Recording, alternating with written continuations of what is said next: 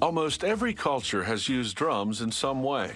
Drums have been a part of different civilizations for thousands of years. The earliest drum shells were hollowed out logs or gourds. Different sizes created different sounds. Today, drum shells are more sophisticated and consistent.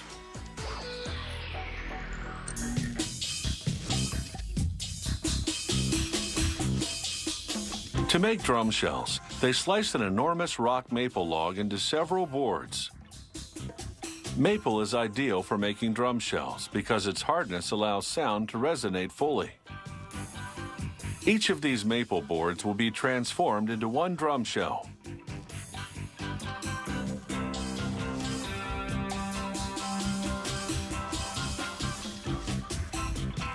Workers feed the boards to a ripsaw, which cuts them to the correct width.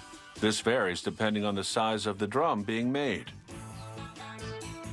Then each board goes into a planer, which shaves it thinner.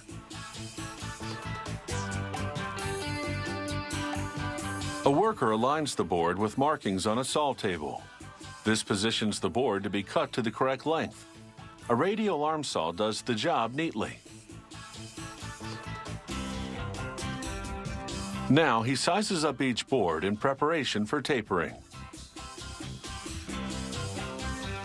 He places a board on an angle in a jig, and then moves the end against a router cutter to taper it. It takes a few passes to get it just right. The taper needs to be about 6 inches long. He thins the other end of the board to the same dimension. These tapered ends will make it easier to bend the wood into a drum shape later. They'll also act as scarf joints, which will fasten the ends of the board together when it's bent round.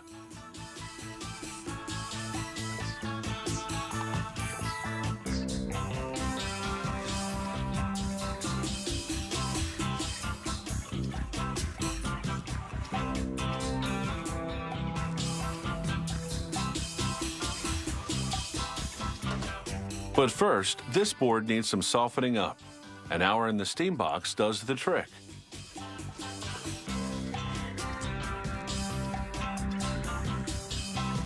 It's pliable enough to wind around a hot cylindrical form.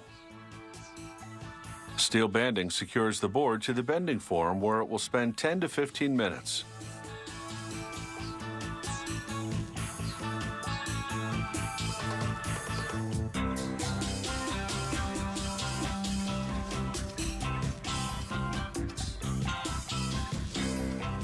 A worker pries apart the ends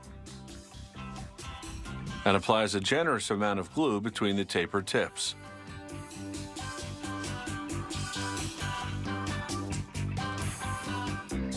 Then he removes the shim that was holding the ends apart so that they stick together.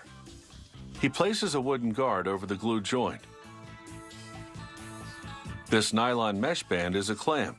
He wraps it around the drum shell and turns the screw to pull the band tightly around the wood until it reaches 14 inches in diameter. Then he fastens over a dozen steel clamps onto the joint.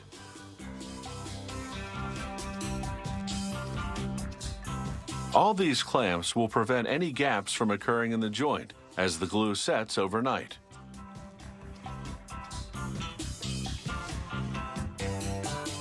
With the joint sealed, the drum shell now spins, while a cutter shaves down the edges to make it a true round shell.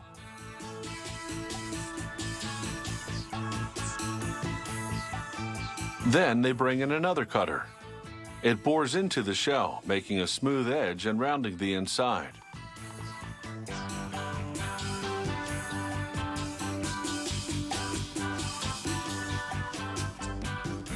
He turns the drum shell around to cut it from another angle.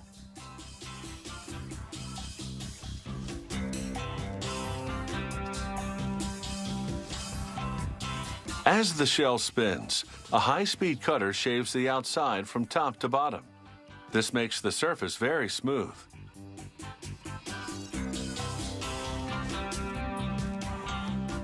It takes about a week to make a drum shell from solid wood, and it will be able to stand up to some loud playing.